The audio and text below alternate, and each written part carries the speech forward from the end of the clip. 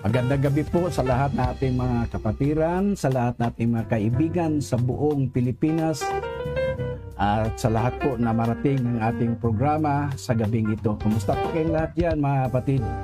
Parang napakinggan ko, mayroon po nang galing sa Saudi, mayroon din sa Australia at halos sa lahat ng dako ng mundo mga kapatid. Kumusta po kayong lahat at kami raman dito sa Pilipinas ay okay lang po, lalo na dito sa Mindanao. Katatapos lang po ng bagyong Auring. Ngunit nagpapasalamat po tayo mga kapatid kahit na mayroon tayong isang lugar sa Pandan City na medyo nahirapan at wala silang servisyo last Sunday. Pero patuloy pa rin ang kanilang siyahan. Po natin mga kapatid na hindi natin hirap at ngunit ang Diyos po mga kapatid, ang kalooban po niya ay palagi pong susunod. Kumusta po ang lahat ng ating kapatiran dito sa ang lahat ng ating kaibigan na lagi pong sumusunod ka sa programa po ng kapatid. Ito na adalas nasa medyo matagal na pag-out. Streaming, Bible study from Facebook at salamat sa aming mga kaibigan natin, mga kapatiran sa Panginoon ang nanalangin po sa ganitong gawain mga kapatid. Sa gabing ito ay nais ko pong babanggitin ang isang bagay na kailangan po natin mga kapatid sapagkat alam po natin. Lagi ko itong, ewan ko kung naalala nyo, pero palagi kong binabanggit mga kapatid na sa mundong ito, tatlong klaseng tao lang ang ating makonsider na uri ng tao dito sa mundo. Una, we have the Jew. Itong mga Hudyo mga kapatid. They are God's chosen people. At pag sinabi natin God's chosen people, talagang wala na tayong magawa niyan. Yan talaga ang kalooban ng Diyos na mayroon talaga siyang tao na kanya pong hinirang na magiging mga matawag nating mga tauhan niya sapagkat doon sa kanila ipapakita ng Diyos ano ang tama sa pamamagitan sa kanila ay maipakita ng Diyos paano niya inalagaan, iniligtas at pinagpapala ang kanyang mga. At ang pangalawang klase naman ay ito nating tinatawag natin na mga Gentiles. Ang lahat ng mga tao na hindi Hudyo, Gentiles po ang tawag sa kanila. Tayo, Pilipino o anumang uri natin mga kapatid, whether you are an American, Australian, Canadian, Chinese or Japanese, Koreans, tayo po'y bumagsak sa isang kategory. Tayo po ay Gentiles. Hindi po tayo mga Hudyo, Gentiles po tayo mga. Ngunit yung pangatlong uri ng tao, yun po ang mahalaga. Yun ang tinatawag nating the church o ang iglesia. Ang iglesia ay alam natin, it's not about building. It's about people being washed by the precious blood of Jesus Christ. Mga taong tinawag ng Diyos, ang iba sa kanila ay mga Hudyo at ang kaiba sa kanila ay mga Hintil. Ngunit pag tayo'y tinawag na ng Diyos, hindi na tayo Hudyo, hindi ka na rin Hintil. Ang bagong status natin ay the church. At tayo pinagpapasalamat na tayong lahat na nananampalataya ng Diyos ay iisa. Tayo po ay sakop ng church o church mga kapatid. We believe in one God. We baptize in Jesus' name. We receive the Holy Ghost. We are waiting for the second coming of the Lord. We are living apostolic lifestyle, kagaya sa sinabi ng Biblia. So, this is the church. Kahit tayo po'y mapalad mga kapatid dahil tayo po ay hindi na tayo Hintil. Hindi rin tayo Hudyo. Tayo po ay church. At bilang church po mga kapatid, may pangako po ng Panginoon. I will build my church, and the gates of hell shall not prevail against it. So kung mayroong iglesia, mayroon ding gates of hell. Hindi gates of heaven, mga kapatid, gates of hell. Oh. Ang ibig sabihin doon ay simple lang po, mga kapatid, na mayroong mga spirito na gustong sirain ang church. Pero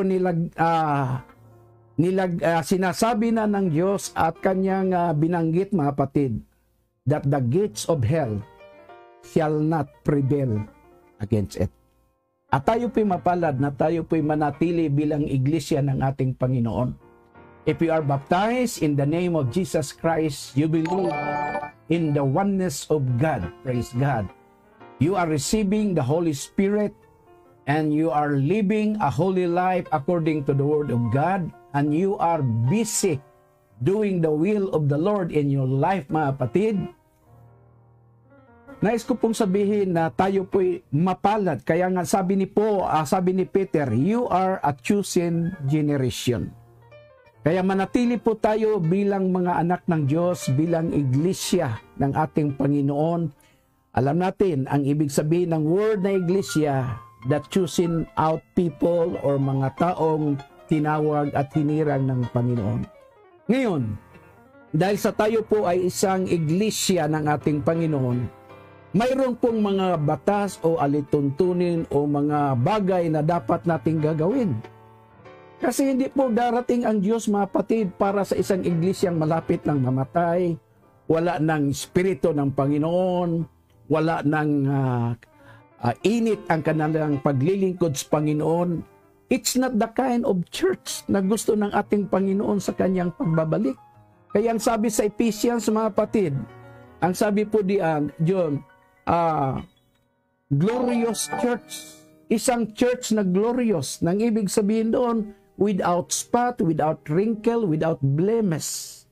Ganon ang iglesia ng ating Panginoon. Glorious church. Walang dumi, walang mancha, o anumang bagay, mga kapatid, na nakasisira sa kanyang purity. Ganon po ang church. Kaya sa muling pagbabalik ng ating Panginoon, ang iglesia ay kanya pong inihanda. O tayong iglesia ay dapat rin maging handa, mga kapatid. Kaya ang aking mensahe o ang aking lesson na nais kong tatalakayin sa gabing ito po'y nag-deal palagi sa ating mga Kristiyano na mga kapatid. The church. Praise God. At ang isa sa mga bagay na napakaganda po na dapat nating tingnan, mga kapatid, itong libro ng Roma. Roma chapter 8. No? Roma chapter 8 verse 1. Ito po ang binanggit ni Paul doon sa taga-Roma. Sabi niya sa Roma chapter 8 verse 1, there is therefore now no condemnation to them which are in Christ Jesus, who walk not after the flesh, but after the Spirit. Kung titingnan po natin, mga kapatid, hindi po naghinto ang salita ng Paul nang sinabi niya, there is therefore now condemnation to them which are in Christ Jesus. Hindi po hanggang doon lang. Hindi po period yan, mga kapatid. At totoo naman na wala na talagang condemnation sa lahat na nakay Kristo Jesus. Kasi ang sabi nga ng Biblia, if any man be in Christ, he is a new creature. Ang sinasabi lang, binabanggit doon, mga kapatid, if any man be in Christ. And dito naman, there is therefore now no condemnation to them which are in Christ Jesus. Ano naman ang ibig sabihin? If you are in Christ Jesus, who walk not after the flesh, but after the Spirit. So, ibig sabihin dito, mga kapatid, ang mga taong lumalakad ayon sa laman, you are not and we are not in Christ Jesus. Ang mga tao na lamang na lumakad ayon sa Espiritu, yun ang mga taong andyan kay Kristo Jesus. Kaya nga sa ating paglilingkod sa ating Panginoon, huwag tayong malungkot sa kabanalan, sa pamumuhay doon sa katwiran, mga kapatid. Because we are in Christ Jesus. Iba na kasi ang ating pinaglingkuran kaysa nung una. Patuloy po tayo, mga kapatid. dito tayo diretso sa verse 4. That the righteousness of the law might be fulfilled in us, who walk not after the flesh, but after the Spirit.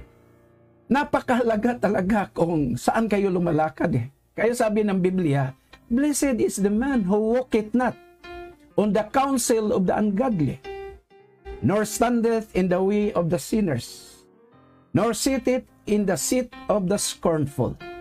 So, tingnan niyo ang kanyang posisyon. Blessed is the man who walk, blessed is the man who stand, and blessed is the man,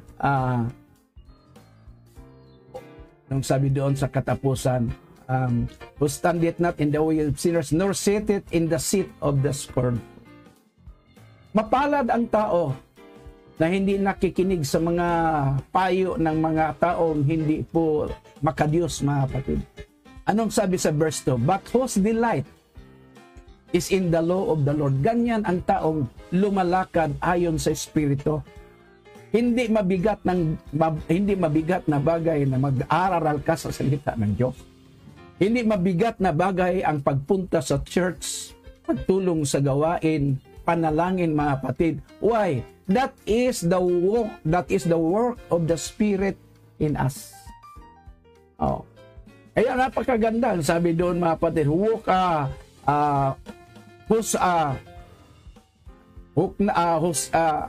sitteth not in the seat of the scornful, but whose delight is in the law of the Lord. And in His law, he meditates day, night. So napakaganda. Ano bang laman ng isip natin buong mag-araw? No? Ano bang iniisip natin lagi, mga kapatid? Are we thinking, are we contemplating about the Word of God? Anong sabi doon? And he shall be like a tree planted by the rivers of water. His leaves shall not wither, and whatsoever he doeth shall prosper. Alam nyo ba, bakit ang tao ay nagiging mga profesional? Halimbawa, pag-graduate mo ng high school, pwede ka na mamili ng kurso na gusto mo. Kung gusto mo magiging teacher, doon ka sa education. Gusto magiging engineer, then piliin mo ang engineering, mga kapatid. At hindi po nakapagtataka, after 4 years ng pag-aaral mo, o 6 years ba yan, o 5 years ba yan, pag ang profession mo ay teacher, mga kapatid, ang lahat ng laman ng isip mo is about teaching. Pag ikaw na may engineering din, ang pinag-aralan mo, pag-graduate mo dyan, mga kapatid, puro measurement yan nasa utak mo. Yung paghalo ng simento at saka yung buhangin, yung pagpatayo ng isang building, yun ang laman sa isip mo. Pag-graduate mo, mga kapatid, engineer tawag sa'yo. Hindi man pwede ang engineer na magiging doktor ka. Wala sa isip mo yan eh. Ang doktor naman, wala sa isip yung engineering. Kasi yung nilagay sa isip nila, mga kapatid, ay yung mga bagay na ayon sa profession na kanila pong pinili. Kaya sa paglilingkod sa Diyos, mga kapatid, ito ang sinabi ni Paul sa verse 5.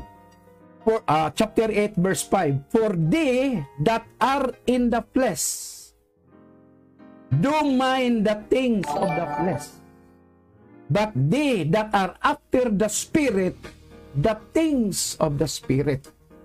Halimbawa, pinag-aralan mo teacher, lahat ng teaching methods at mga bagay patungkol sa teaching, mga kapatid, yun ang nasa isip mo lagi. At ganun din, mga kapatid, dito, pag ikaw ay makalaman, pag ang tayo'y lumalakad sa laman, ang lahat ng bagay na makamundo, lahat ng mga bagay na worldly, mga kapatid, ito ang palaging pumapasok sa isip natin sapagkat ito palagi ang ating tinitingnan at ito palagi ang ating minamasdan at ito palagi ang pinapasok natin sa ating isipan. Kaya di nakapagtataka bakit worldly tayo. Kasi ang pinanood mo palagi, things of the world. Di ba? Huwag po tayong mag-expect na magiging spiritual tayo pag expose tayo mga kapatid sa mga makabundong bagay. Kaya sabi ni Paul, they that are after the flesh, do mind the things of the flesh. Kaya yung mga taong makalaman, mga taong worldly, ang palaging sinusunod yan at ang matamis palagi sa kanila ay ang mga bagay na mga makamundo, worldly. Masaya sila doon mga kapatid. Bakit masaya sila? Sapagkat yun ang frame, yun ang sit-up ng utak nila. Pero ang sabi naman dito, but they that are after the Spirit do mind the things of the Spirit. Pero pag tayo yung malakad ayon sa laman mga kapatid, ayon sa Espiritu, malaking kasayahan na it's our great joy to be in the house of the Lord. Kaya sabi nga ni David, I was glad when they said unto me, let us go unto the house of the Lord. I will enter his gates with thanksgiving.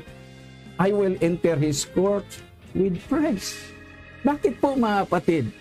Kasi ang laman ng utak niya ay mga bagay patungkol po sa Diyos. Paano po tayo asa? Pupunta tayo ng langit tapos ang isip natin ay makamundo. Hindi po pwede mga kapatid, di ba? Praise God. I'm talking about sa mga Kristiyano mga kapatid kasi ayun nga sinasabi ko, hindi ka na Hudiyo, hindi ka rin hintil. Tayo church na kasi. Pag church na tayo mga kapatid, dapat we will walk on the Spirit. Sabi po dito, ano po bang mangyayari pag ang inisip mo lagi ay mga bagay na makamundo? Ito dito mga kapatid, verse 6. For to be carnally minded is death. Napakatindi niyan eh. Di ba? Hindi sinasabi, for to be carnally minded is you are dying. No. Hindi dying yan eh. Dead ang sinasabi. Kasi alam na ng Diyos kung saan yung treasure mo ay doon pumupunta, sumusunod din yung puso mo. Pag ang mundo ay parang treasure na sa atin, mga kapatid, yun na ang kasiyahan mo. Kaya tayong mga Kristiyano, mga kapatid, dapat mayroon na tayong sit up ng ating pag-iisip. First of all, recognize you are not a Jew and you are not a Gentile. And you are a church. And being a church, mga kapatid, may mga pribilehiyong binibigay ang Diyos sa atin. At mayroon ding responsibilidad na dapat din nating ingatan sa ating paglilingkod sa ating Panginoon. Biro nyo yun, to be carnally minded is death. Ano bang ibig sabihin itong carnal minded? Pag ang isip mo lagi, mga kapatid, magkapera ka, ang inisip mo lagi, bibili ka ng bagong gamit, bagong damit, o kakain ka sa labas. Saan yung bagay na masaya ka, ayun palagi, doon mo ginastos ang pera mo. Wala namang problema dyan eh. Unahin mo na lang yung tithes mo, mga kapatid. Praise God. Sapagkat, ang sinasabi dito, to be carnally minded is death. But to be spiritually minded is life and peace. Pag tayo po carnal, mga kapatid, magulo yung isip natin kasi. Ang sabi po dito, for to be carnally minded is death, but to be spiritually minded is life and peace. Praise God, napakaganda. Death pag carnal. Pero life, pag spiritually minded po tayo. Ano yung spiritually minded, mga kapatid? Ibig ba sabihin na hindi na tayo nag-iisip sa mga bagay sa mundo? Hindi. Ang mga bagay sa mundo, mga kapatid, sabi nga ng Panginoon, seek ye first the kingdom of God, and all these things shall be added unto you. Ibibigay talaga ng Diyos yan. Bonus na kasi yan eh. Bonus sa paghahanap at pagkakasumpong mo sa kaharian ng Diyos. Ang mga bagay na yan, bonus, idadagdag lang yan. Kaya ang sabi ng Biblia, seek ye first the kingdom of God and His righteousness. Ganon ang mga taong spiritual. Inuuna talaga ang kaharian ng Diyos. Panahon ng linggo, inuuna talaga ang pagsasamba. When it comes to pera, uunahin talaga ang pagbibigay. When it comes to worship, uunahin talaga ang Panginoon. Ang ibig sabihin, pag ang bagay na yan, mga kapatid, ay ating pong gagampanan, yung mga pangangailangan natin ay ibibigay ng Panginoon. Naalala niyo si Solomon. Sabi ng Diyos, humingi ka, anong gusto mo? Ang sabi ni Solomon, bigyan mo ako ng karunungan sapagkat ang lalaki po ng ang dadami pong mga taong pangangasiwaan ko. I need wisdom. Sabi ng Panginoon, bigay sa iyo yan. At kahit hindi ka humingi ng pera, ay bibigyan ka ng maraming treasures, pera, ibibigay sa iyo. Praise God. Nakikita natin mga kapatid. Kasi ang inisip ni Paul is spiritual na bagay. Hindi naman ibig sabihin, pag magiging spiritual tayo, magiging milyonaryo tayo, magiging mayaman na talaga. Hindi naman sa ganun, mga kapatid. Ang sabi dito, for to be spiritually minded is life and peace. Yun ang maganda sa buhay. Di ba? Magkaroon ka na ng buhay na walang hanggan. Kasi sabi niyang Panginoon, I will give you life abundantly. Kaya, yun ang sabi niya, mga kapatid. At habang tayo naglilingkod sa ating Panginoon, kailangang magiging matured ang isip natin. Kaya napakaganda na pag-isipan ni Pastor Dave na kahit malayo kayo, wala kayo dito sa Pilipinas, nasa ibang bansa kayo, yet He can minister to your mind. He can feed you with spiritual things to make you more spiritual. Diba? Kaya huwag niyong kalimutan yung sinasabi ko sa inyo, mga kapatid.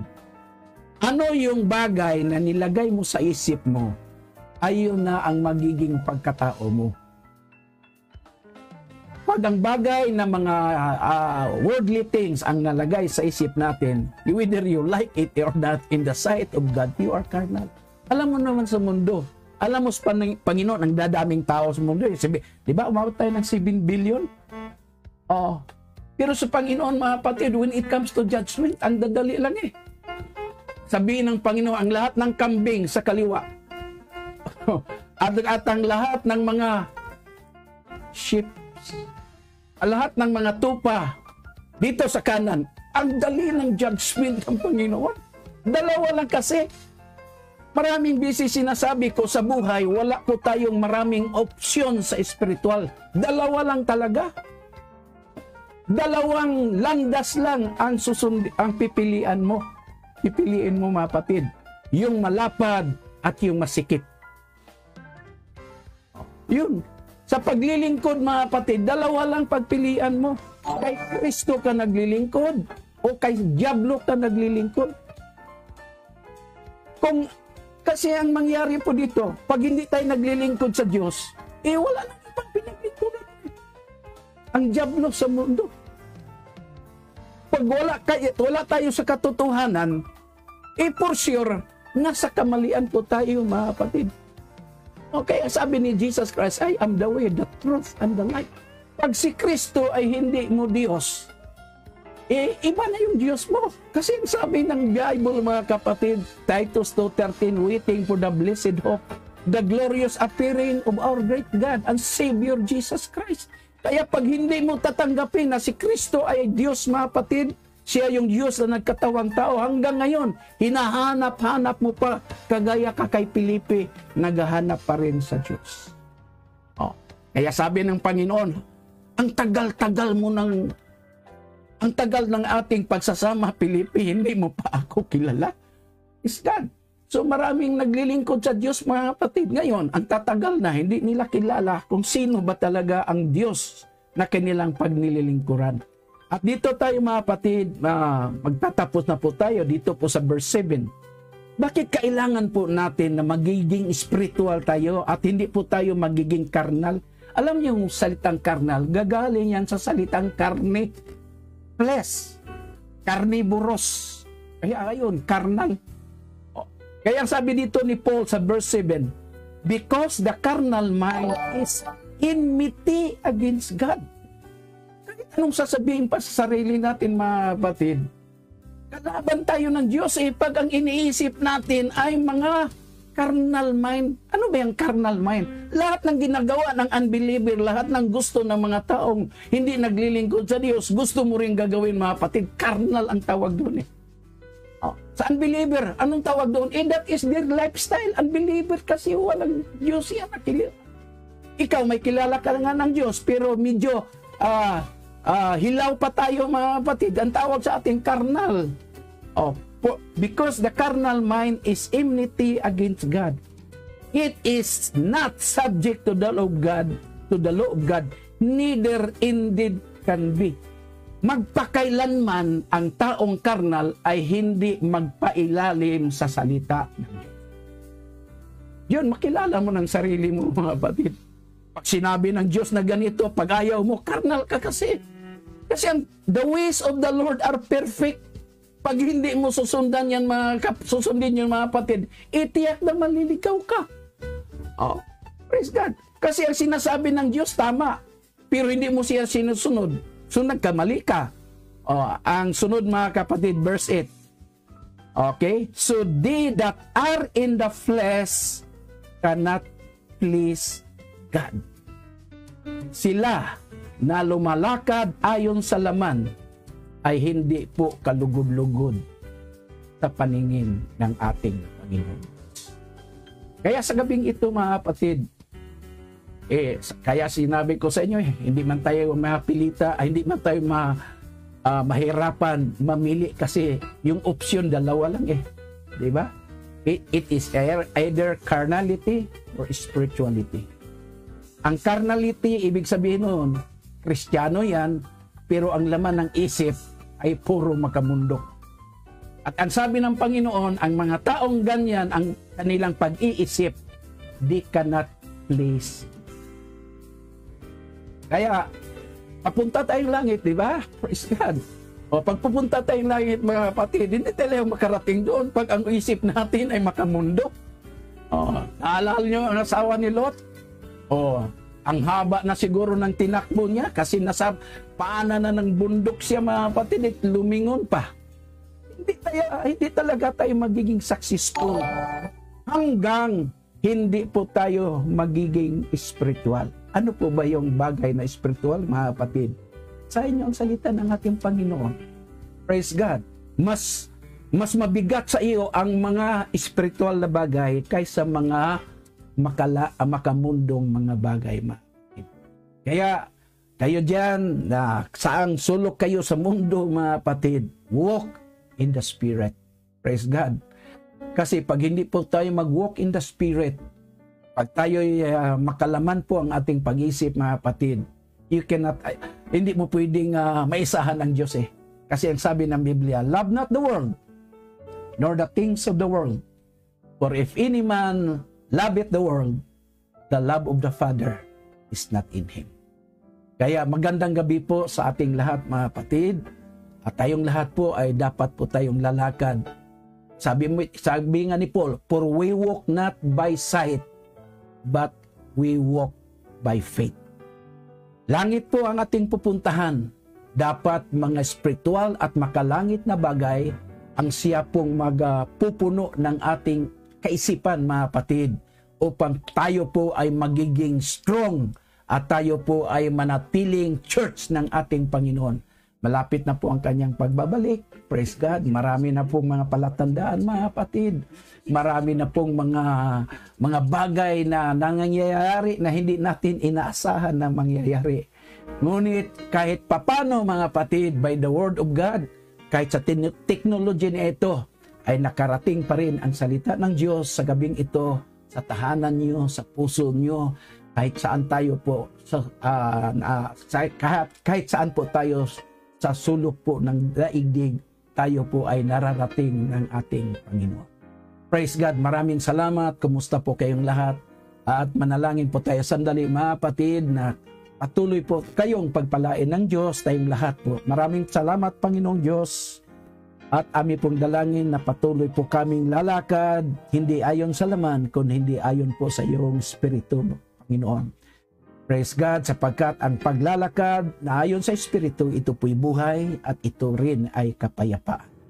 At ang lahat ng mga tao na ang mga nasa isip nila ay makamundo ng mga bagay, ang sabi mo, they can never place God. Hindi sila kalugod-lugod sa iyong harapan, Panginoong Diyos.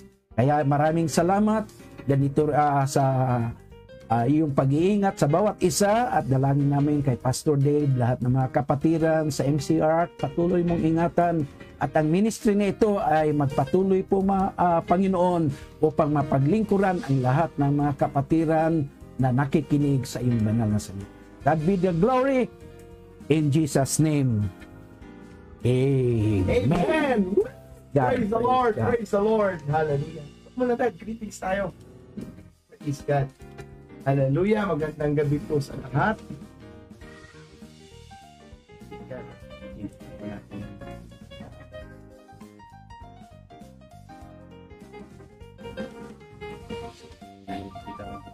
Diyan sila Brother Roger Sasil nanonood. Hello, Brother Roger. Sasil. Kumusta po kayo dyan?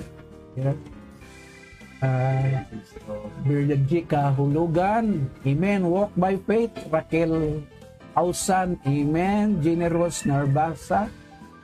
Praise God. To Jesus.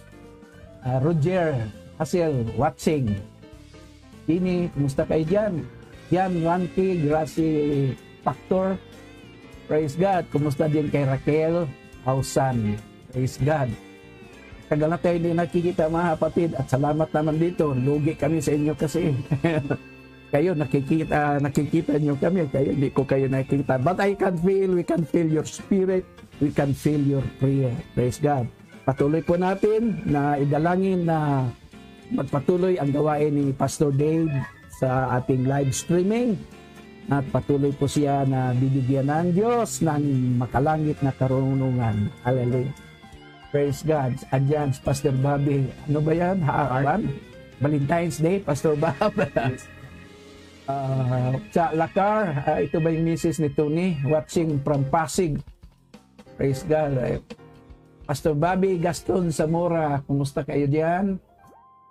Kumusta kay Ate Los? Andyan sa baba, Sister Banji. Si Abigail Bisto. Ito ba yung nasa Qatar? Nasa Qatar? Opo. Ito yung misis niya, no? RGP Banderas. Kumusta po, Brother Ray at Richel? Rhea. Praise God. Balakwit Romeo. I miss you all. Si Tating in watching from Malaysia. Oy, Tating, kumusta ka na dyan? Nasa Malaysia ka pa, ha? Praise God. Alam ko lang yan. Dilarang mirokok lang. No smoking. Si Ralph Bagongon. Hello, Brother Ralph. God bless po, Pastor Mario. Thank you for the word of God. Aster Mirna. Hallelujah. At Rul John Gantalao. Musta po, Brother John? Praise God. Kita niyo po. Narinig ka dyan, Dad. Mas malaki dyan. Praise God. At bago po ako alis mga kapatid, ay kumustahin ko lang po aking mga kapatid, Pastor Cesar. Kumusta ka, Pastor Cesar? Ang saya-saya mo habang may isa ka ng apo. Congrats, Sister Abigail at Brother Jade. At ginawa na ninyong lolos, Pastor Cesar, at nagkaroon na po ng isang bata, isang lalaki po. Kumusta dyan kay Bibing at Pastor Ab sa Imus, Cavite? Kumusta po kayo dyan? Kumusta sa inyong mga kabataan? At ingatan po kayo ng ating Panginoon dyan sa lahat ng mga kapatiran sa Imus. At kumusta din dito sa Cebu kay Pastor Joe Pistanyo, pastor natin dito sa Lapu-Lapu City. Kumusta po kayo dyan? Pastor Joe, Pastor Alien at Sister Miss Ping, kumusta po kayo? At kay Pastor Henry dyan sa lugar nyo, Naga City. Praise God. At sa gawain natin dyan sa Cebu City, kumusta Pastor Henry?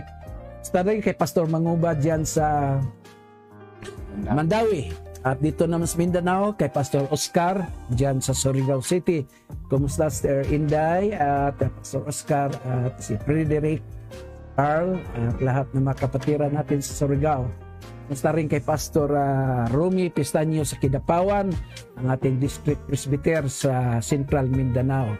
At bago po ako makalimot, congratulations ulit kay Pastor Cesar. Siya na po ang ating bagong Assistant Superintendent sa region po ng Luzon. Praise God.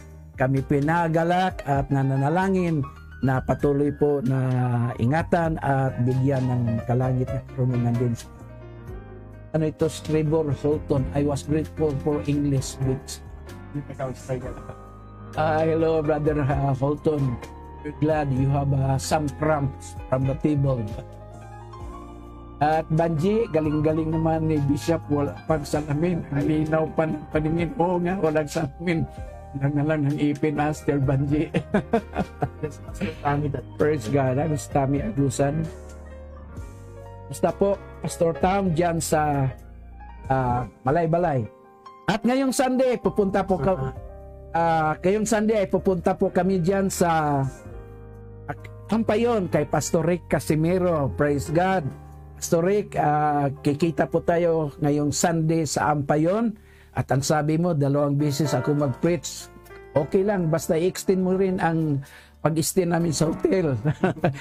Halip na linggo kami mag-check out, check out na kami ng Salonis na. Praise God, Pastor James Balatero, kumusta po kayo dyan sa Sasa? At belated happy birthday kay Damian Rehas sa iyong ika-60th birthday. Happy birthday po, Brother Damian, at ang mga Rehas family po. God bless you. Andito na po si Pastor.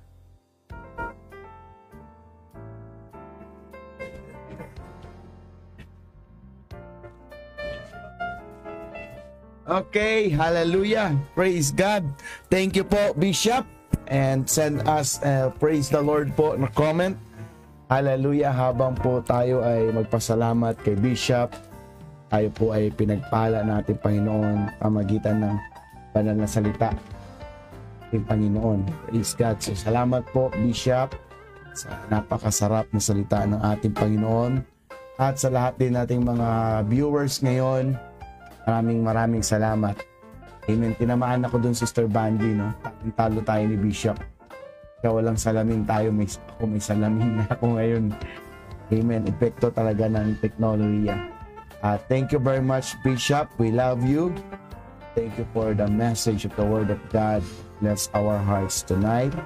Thank you po sa lahat na napadaan ngayon at stay sa ating live streaming. The Lord will bless you and the Lord will keep you safe always.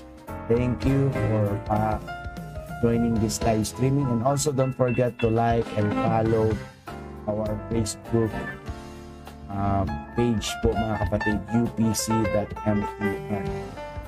Simpleng like lang po sa napakagandang bagay. Praise God and follow po, mga kapatid.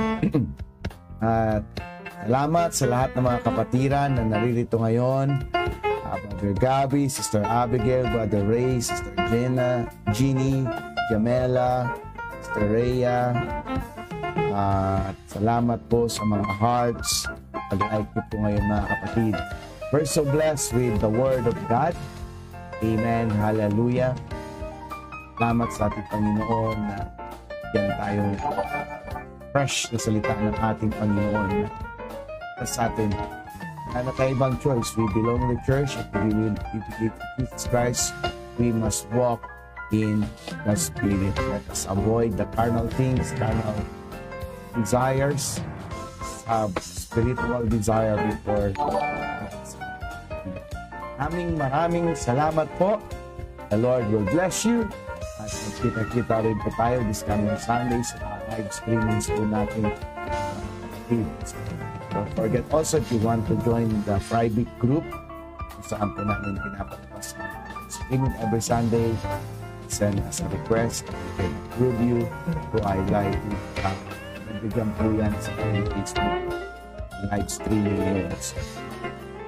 Maraming salamat. The Lord will bless you. See you again next week. Itutuloy po natin ang ating lesson. At the Lord will protect our vision. Pinag-pray niya po na tayo, mga kapatid. Tayo rin po ngayon ay sa signing out na rin. So maraming salamat sa lahat. The Lord will bless you.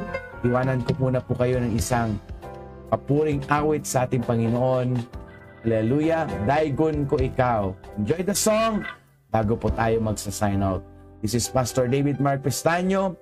If makadaan po kayo sa Cagayan de Oro, you are always welcome to visit us. God bless you. We love you.